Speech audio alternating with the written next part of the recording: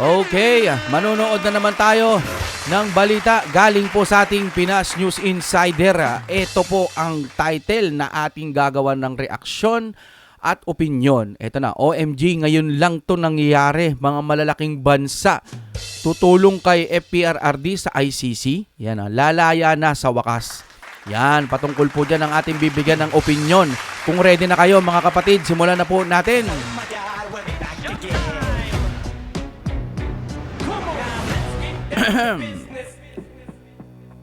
At syempre, meron pala muna akong sasabihin sa inyo, napaka-importante. Alam ko, minsan nai-stress na kayo sa mga binabalita natin kasi yung mga taga-kabila, di ba?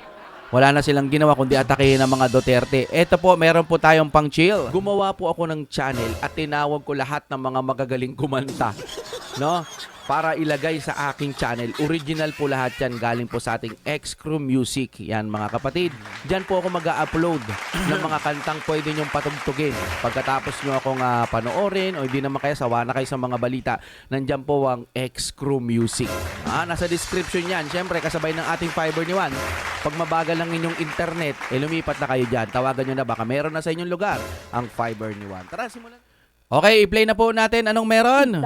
Ngayon, trending at pinag-uusapan ngayon sa mundo ng social media. Ang di umanay balitang, tila tunay talaga na ang lahat ay may hangganan at kahit kailan, hindi mananaigang kasamaan laban sa kabutihan at sadyang hindi magpapatalo ang katotohanan laban sa kasinungalingan. Mukhang sunod-sunod na talaga ang malaking good news sa mga Duterte, lalong-lalo na kay Tatay Digong na siyang tunay na minahal ng taong bayan. Matapos ang malawakang prayer rally all over the world para sa dating Pangulo na si Rodrigo Roa Duterte. Ilang buwan na paghihintay ng taong bayan ay ito na ang malaking magandang balita na pinakaantay ng lahat na tila siyang gigimbal sa lahat ng kumakalaban at walang katapusang bumabatikos sa mga Duterte, lalong-lalo na ang mga taong nasa likod ng di umano'y sapilitang pagpapadala sa dating Pangulo sa The Hague, Netherlands para litisin sa dayuhang hukuman. Gobyerno ngagba ni Marcos Jr. Tiyak na iiyak di umano dahil dating Pangulong Rodrigo Duterte tila sa wakas lalaya na. Gaano kaya ito katotoo mga kababayan?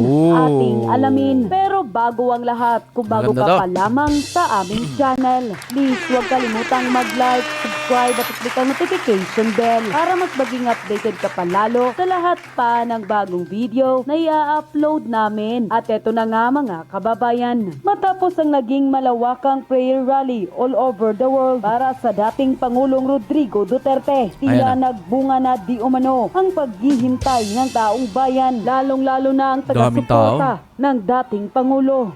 Ito na ang malaking magandang balita na dapat malaman ng taong bayan na tila pilit ayaw ipalabas ng bayarang media sa publiko. Mga malalaki at kilalang bansa handa na di umanong tutulong sa dating Pangulong Duterte. Base nga sa nakuhang impormasyon ni Ka Eric Cialis, isang bansang Malaysia na handang kumupo patutulong sa dating Pangulong Rodrigo Roa Duterte habang dinidinig ang kanyang kaso sa ICC. Lumabas din ang bansang Japan at Germany dahil ang kanyang dating asawa ay isang Pilipina-German. Ayon pa sa nakalap naming impormasyon, kaya pala andon si VP sa Malaysia. Tama lang para di nila madali si tatay kasi hawak ni bangagang lahat. Mahirap na. Alam nyo kasi kung bakit hindi pwede sa Pilipinas, baka lalo pa kasing pag-initan. Dito nga sa atin kinuha nila ng ganun-ganun na lamang, di ba? Si Torre, no? Dami talaga nagalit doon. Ngayon, maraming nagsasabi na pwede naman iuwi dito sa Pilipinas. Kasi nga gusto ng Tatay Digong natin, sa Pilipinas talaga siya. Gusto niya nga pag mawala na siya, gusto niya sa Pilipinas. Pero kasi pag nandito siya, mga kapatid, alam nyo naman ang gobyerno ngayon, hanggat kaya nilang pag-initan ng mga Duterte, gagawin nila. Si Risa, si Ontiveros, nako, hindi magaganda mga pinagsasabi niya sa mga Duterte. Nito lang, di ba? Mahirap na. Baka magkaroon ho ng mga pagbabanta. Alam nyo naman nangyari sa KOJC at yung ginawa kay Tatay Digong. Paano kung halimbawang nasa bahay si Tatay Digong dyan po sa Davao City? Paano kung sumugod na naman si Torre? May gagawin na naman kung ano-anong kasong itatanim. Ito yung opinion lang ho natin ha. Kaya mga kababayan, sa mga nagsasabi dyan, dapat sa Pilipinas, hindi ho pwede sa ngayon, hindi pwede. Dahil po baka pwedeng mapahamak pa ang Tatay Digong natin at magkagulo pa sa Pilipinas dahil sa mga pinagagagawa ng mga ngagba.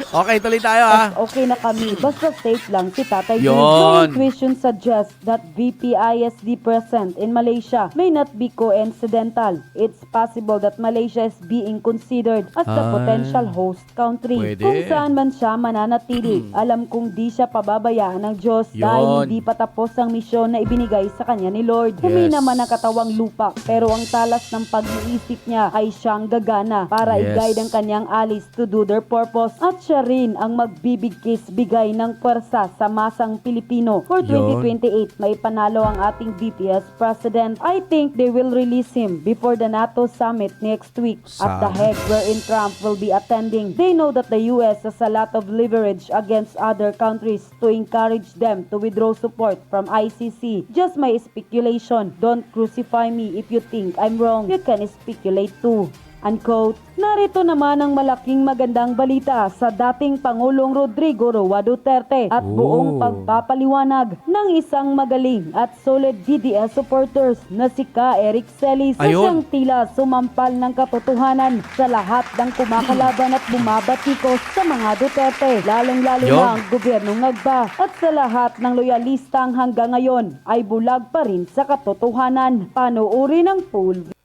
Ito na po video, no? Officially po ay naisubmit na ang petisyon for interim release ng legal team ni Wow. Pangulong Duterte sa ICC Chamber. Yun. At ito po ay officially received na sa petsa po na June 12.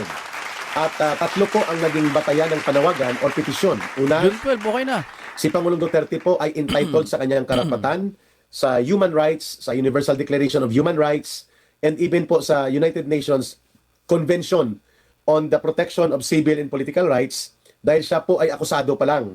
Hindi pa nga eh. naman po siya convicted. Yes. So pwede pong i-apply niya ang kanyang right for conditional or interim release from Yo. custody and detention of the International Criminal Court. That's number one. Nasa batayang karapatan po yan ni Pangulong Duterte, mga kababayan, at yan ay mahalagang sangkap sa pagkilala that the United Nations International Convention on the Protection of Civil and Political Rights Ganda ay yan. ginagarantiya po ang ganong proseso ng karapatan sa paghingi ng pansamantalang paglaya mula sa pagkakadetini niya sa ICC. Pangalawa, sinabi din po ni Attorney Nicholas Kaufman sa kanyang petisyon na inihain before the chamber of the ICC na si Pangulong Duterte ay hindi naman po flight risk. Ibig sabihin po, bagamat siya ay papayagang ma-release, hindi naman siya tatakas. Oo Of naman. course, given his age at given his physical condition, hindi naman po siya ang tipo ng tao o individual na sa kanyang kalagayan ay magtatago pa at kanyang lalabagin ang kondisyon ng bansa na pumayag Tama. na siya ay magkaroon ng custodial residence outside of the Philippines habang didinggin pa ang kanyang kaso. Ibig sabihin po, bago isubmit itong petition for interim release or conditional release ni Pangulong Duterte, may nakausap na po na gobyerno ang legal team at malamang pati ang pamilya ni Pangulong Duterte at lumalabas na baka isa lang sa mga bansa sa Southeast Asia na mayroon pong membership sa ICC o nagkakaroon ng Rome Statute recognition ang ICC as a Rome Statute member. At malabas ang isang bansa ay ang Malaysia. Lumalabas lang po ito. Hindi naman po ito ang naisaad na pagpapahayag ni Attorney Kaufman. So hindi po flight risk si Pangulong Duterte. Okay. At sa kanyang kalagayan po ngayon, mahirap na ang magtago pa siya. At lalabagin po niya ang diplomatic generosity ng isang bansa na magkukustody sa kanya habang siya po ay hindi mo na pababalikin sa Pilipinas dahil nandito po o nandyan sa Pilipinas ang mga akusasyon at ang mga akusado ang mga testigo na nag-aakusa sa kanya. So that is procedural preference na mas maganda kung outside of the Philippine territory muna. Tama. Or outside of the geographical scope ng teritoryo ng Pilipinas. So lumalabas nga po ang hint o idea na may possibility na ang Malaysia, which is an ICC-affiliated country, Nice. at isa siya sa member nation under the ICC Rome Statute, ay may possibility na pwedeng ito po ang maging custodial country Yun. kay Pangulong Duterte. At third, habang dinidinig po ang kaso ni Pangulong Duterte, hindi po required na siya ay maging physically present Ito po ang sampal sa mukha ni Marcos at ni Romualdez at ng mga alipores nila. Hindi naman pala dapat si Pangulong Duterte ay ipinatapon, ipinadukot, ipinatapon papunta sa ICC detention. Sapagkat under the rules ng Rome Statute, ang isang akusado ay mayroon pong karapatan at opsyon na hindi mo na i-remit o hindi mo na i-turn over sapagkat lalo na kung there is no condition of an imminent flight na magtatago siya o tatakas siya. Yun naman pala eh. Ay nako, grabe yung ginawa nila kay Tatay Digong natin. Pwede naman palang hindi siya magpakita o wala yung presence niya base sa pagkakaintindi po natin dito sa sinasabi ni Ka Eric. Pero anong ginawa nitong mga... Nakakainis mga kapatid. Alam nyo, madaming umiyak sa ginawa nila kay Tatay Digong. Ito naman pala, pwede naman pala kahit hindi present eh. Kahit wala yung ano niya eh. Yung wala siya, syempre. Tsaka wala naman siyang planong tumakas eh. Anak ng teting. Ay, naku po, Panginoon. Sana po, hindi ko sa dinadama yung Diyos ha. Panginoon, sana ilabas nyo. Ilabas nyo yung totoong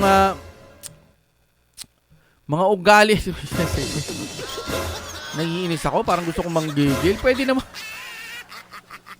Damay ko ba ang Diyos? Sorry po gusto ko lang magdasal dasal na rin yun, di ba? Kasi kukonekta ka sa Panginoon. Sana po, nanonood po yung mga subscriber ko. Hayaan nyo po sana na gumalaw ang katotohanan, Panginoon. No?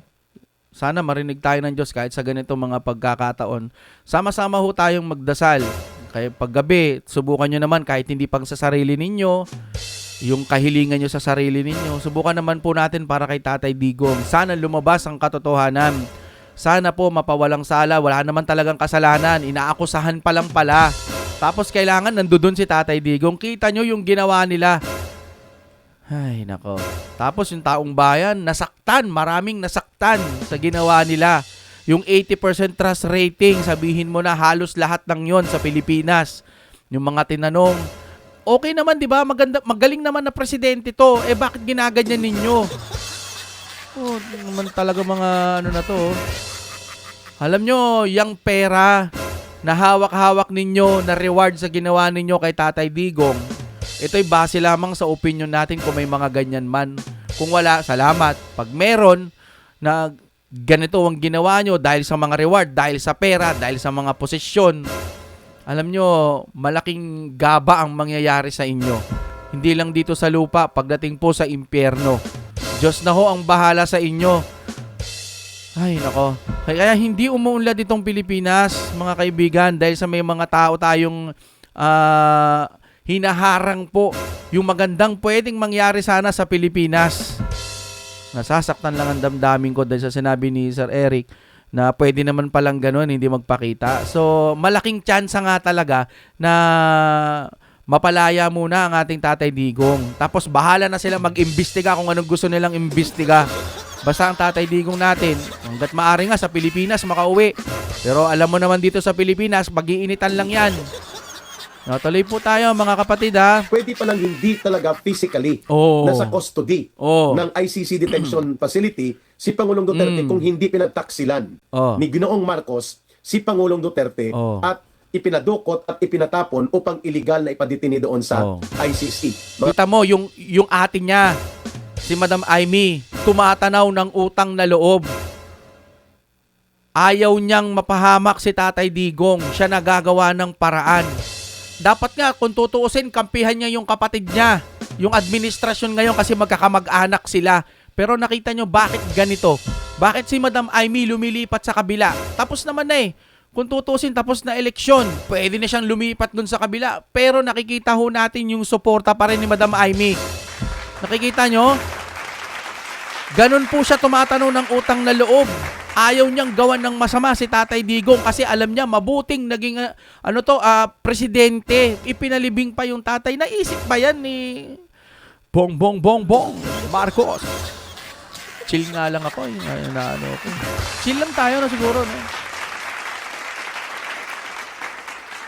Hindi ko talaga, kasi ngayon lang ho ako nakakita ng presidente na pwedeng magpabago sa Pilipinas. Marami na hong presidenteng dumating. Tumanda na ako, ganito na atin, 18 years old na tayo. Magna 19 years old na tayo. Wow. Ngayon lang ako nakakita ng presidenteng napakabuti tapos inaatake ng mga buaya. Ayaw nyo bang mapaunlad itong Pilipinas? Mga pang sariling kapakanan lamang yung mga pinaggagawa ninyo para sa pera. Mayayaman na kayo, gutom pa rin kayo. Ang dami nyo ng pera, gusto nyo pa rin makakatkong. Ano ba yun? Ba't ganun? Pwede ho bang wag na. Mayayaman na kayo, busog na busog pa kayo, gusto nyo pa rin kumain ng pera. Pasensya na kayo mga kaibigan. Reaction video to, opinion to, sarili kong pananaw. Sintabi sa lahat ng mga kumakain. Naiinis ako kasi mahal natin si Tatay Digong. Dito tayo nakakita ng presidenteng may pag-asa, may potensyal na kayang baguhin itong Pilipinas. Ang lalaki pala ng mga pondo. 'Di ba? Tapos makikita natin yung mga project, mga patsi-patsi lang. Sabi naman ng mo yung flood control. Hindi po ako magsasawang mag-vlog ng patungkol sa pagtatanggol kay Tatay Digong. Kasi alam po natin, tama naman yung mga ginagawa niya. Mabuti po siya. Paano na lang yung mga nabiktima? Yung mga saragis niyan, yung mga pinagtatanggol ninyo, mga durugista. Halimbawa, naubos pamilya mo, mag-isa ka na lang. Tapos si Juan, mag-example na lang tayo, inubos yung pamilya mo ni Juan. No? Karumal-dumal lang ginawa niya. Yung anak mo, pinagsamantalahan. Yung asawa mo, pamilya mo, inubos, ganon. Tapos si Juan, anong gusto mong gawin sa kanya? Himasin mo siya, tapos sabihin mo, magbagong buhay ka na. Hindi maganda yung ginawa mo sa pamilya ko. Ganon. O halimbawa, yung taong yun, tinumba. O hahabulin nyo pa yung kailangan mabigyan ng katarungan itong taong ito. Kasi kawawa naman, pwede pang magbagong buhay. O, paano na lang yung pamilya na nilapastangan niya? Example lang ho ito mga kapatid. Lagi ko itong ibibigay sa inyong example na dapat yung mga durugista, yung mga salot sa lipunan, hindi na po binibigyan ng pagkakataon pa. Kasi magkakaanak pa yan, magkakapamilya pa yan, ganun din ang gagawin ng mga yan. O, paulit-ulit lang, dadami pa sila. O, sa tingin nyo, bibigyan pa ng katarungan yan? Ganito ngayon sa Pilipinas. Ganito ang pagkakaintindi ko sa Pilipinas na bakit kailangan pabigyan ng katarungan yung mga cheche-moreche na yan. Oy. Pasensya na mga kapatid. Ako'y nalulungkot. Kasi ganito ginagawa kay Tatay Digong. Hindi naman ako iiyak. Hindi naman no? Wala naman. Nasasaktan ako. Alam ko kayo din. Abangan ho natin. Lagi po tayong manunood sa channel na to. Sabay ganun. Hindi, lagi ho tayong tumutok. Hindi lang sa akin, sa mga iba pang vlogger, yung mga talagang DDS na matitindi. Sa akin din, syempre, tumutok kayo, no? Alamin lagi natin yung totoo. Huwag tayong makikibalita lang sa mga media-media, mga bias, wag. Kung makinig man kayo doon, titingin din kayo sa mga vlogger. Hindi pwedeng one-sided lang kayo. Huwag kayong katulad sa kabila. Okay, hanggang dito na lamang. Maraming salamat sa inyong panonood. Pag narating nyo hanggang dito, sana naman po pa-subscribe. At kung ayaw nyo na ng gusto nyo ng katahimikan, eto po, no? Gumawa po ako ng channel at tinawag ko lahat ng mga magagaling kumanta, no? Para ilagay sa aking channel. Original po lahat yan. Galing po sa ating X-Crew Music. Yan mga kapatid. Diyan po ako mag-upload ng mga kantang pwede nyong patugtugin. Pagkatapos nyo akong panoorin o hindi naman kaya sawa na kayo sa mga balita, nandyan po ang X-Crew Music.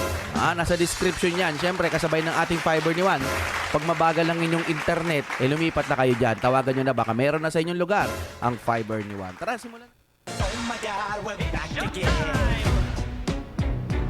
Come on.